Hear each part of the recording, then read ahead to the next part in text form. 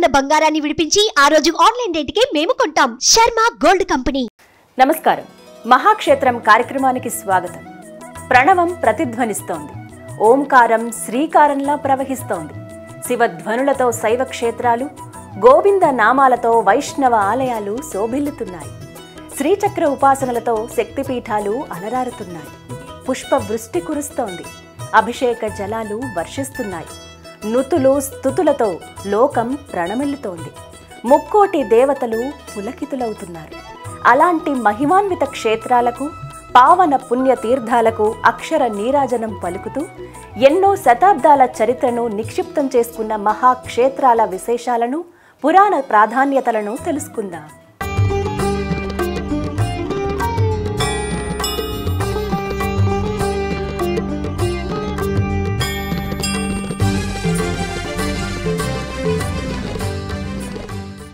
ఆ తల్లి రూపాలు అనంతం, ఆమె శక్తి అనుపమానం, ఆమె కొలువైన క్షేత్రాలు అద్భుతం.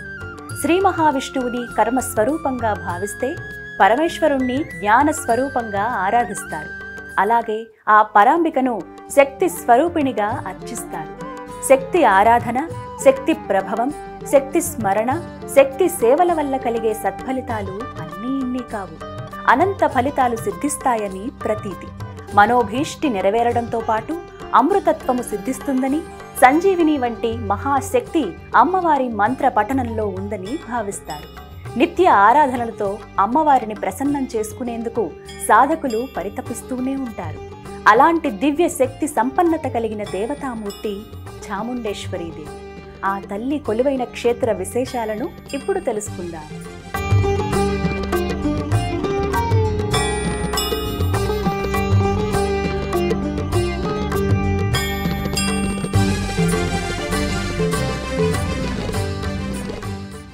అష్టాదశ శక్తి స్వరూపిణిగా భాసిల్లుతోంది. ఆనంద స్వరూపిణిగా దర్శనమిస్తుంది. ప్రసన్న చిత్తంతో కోరిన వరాలను ప్రసాదిస్తోంది. తాను నిలవైన క్షేత్ర పాలకురాలిగా ప్రజలను చల్లగా చూస్తోంది. ఆ దివ్య మంగళ స్వరూపాన్ని దర్శిస్తే చాలు సకల అభీష్టాలు తీరినట్టే, సకల వాంఛలు నెరవేరినట్టే. మనస్సును లగ్నం చేసి అమ్మా అని పిలిస్తే చాలు అన్ని బాధలు తొలగిపోయినట్టే. అంతటి మహిమాన్విత మూర్తి చాముండేశ్వరీదేవి. దుష్ట శిక్షణార్థం, లోక సంరక్షణార్థం అవతరించిన అవతార మూర్తి ఆమె. సుమంగళిగా, శుభకరిగా దర్శనమిచ్చే చాముండేశ్వరీదేవి అవతార రహస్యం నిగూఢమైనది. సతీదేవి కేశాలు పడిన ప్రాంతంగా ఆమె కొలువైన క్రౌంచ పట్టణాన్ని పేర్కొంటారు. ఆ పట్టణమే ఇప్పుడు మైసూరుగా వాసికెక్కింది. కర్ణాటక రాష్ట్ర రాజధాని బెంగళూరుకు 150 కిలోమీటర్ల దూరంలో ఉన్న మైసూరు నగరాన్ని పురాణ కాలంలో క్రౌంచ పట్టణంగా పిలిచేవారు. చామరాజముడిగా పిలిచే సువర్ణ కిరీటం, కంఠాభరణాలు, కర్ణపత్రాలు, మణిమకుట, వజ్రాభరణాలతో మైసూరు క్షేత్రంలో కొలువుదీరిన చాముండేశ్వరీదేవి సర్వశోభితంగా దర్శనమిస్తూ ఉంటుంది.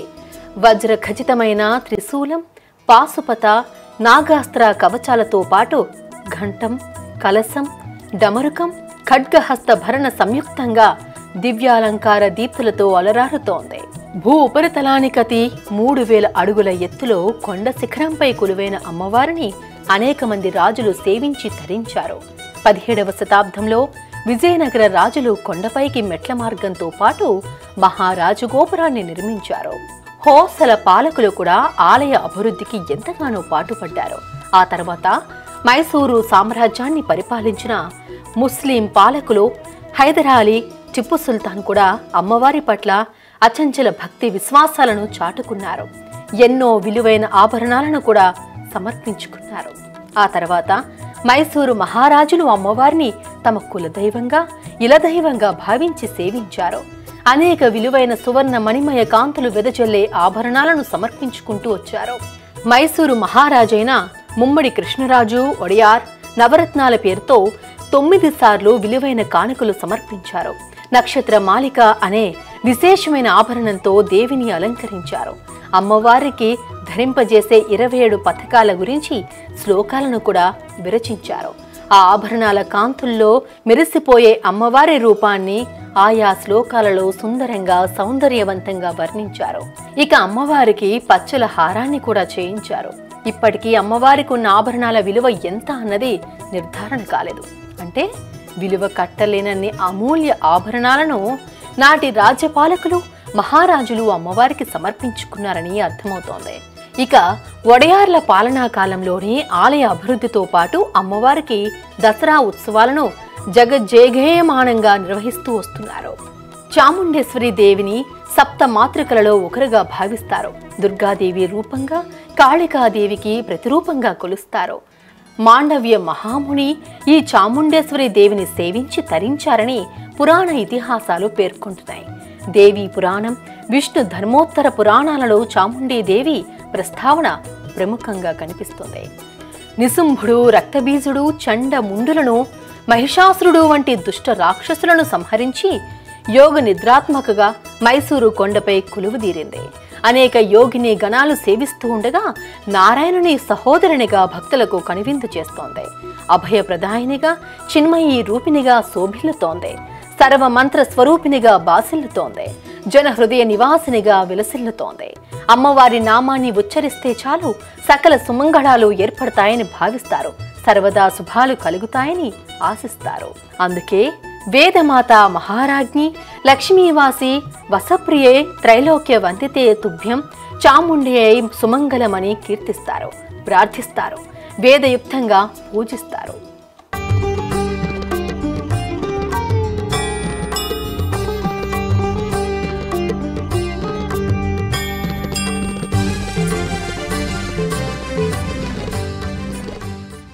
శరన్నవరాత్రుల సమయంలో అమ్మవారికి విశేష అర్చనలు కొనసాగుతాయి. పెద్ద ఎత్తున ఉత్సవాలు సాగుతాయి. ఏనుగు అంబారీపై కొండ దిగి వచ్చే అమ్మవారు పురవీధులలో ఊరేగి భక్తులను కటాక్షిస్తుంది. కర్ణాటక రాష్ట్ర ప్రభుత్వం ఈ ఉత్సవాలను అంగరంగ వైభవంగా నిర్వహిస్తూ వస్తోంది. దేశవ్యాప్తంగా లక్షలాది మంది భక్తులు ఆ ఉత్సవాలను, అమ్మవారి శోభను తిలకించేందుకు బారులు కడతారు. ఈ సందర్భంగా నిర్వహించే జంబోరీ, కాగడాల ప్రదర్శనలతో పాటు మైసూరు వీధుల్లో సాంస్కృతిక వైభవం వెల్లివిరుస్తుంది. జయన్ నినాదాలు మిన్నుముడుతుండగా చాముండేశ్వరి దేవి గజవాహనంపై గంభీరంగా ఊరేగుతుంది. అష్టాదశ శక్తి పీఠాలలో వైభవంగా విరాజిల్లుతున్న క్షేత్రంగా మైసూరు పేరుగాంచింది.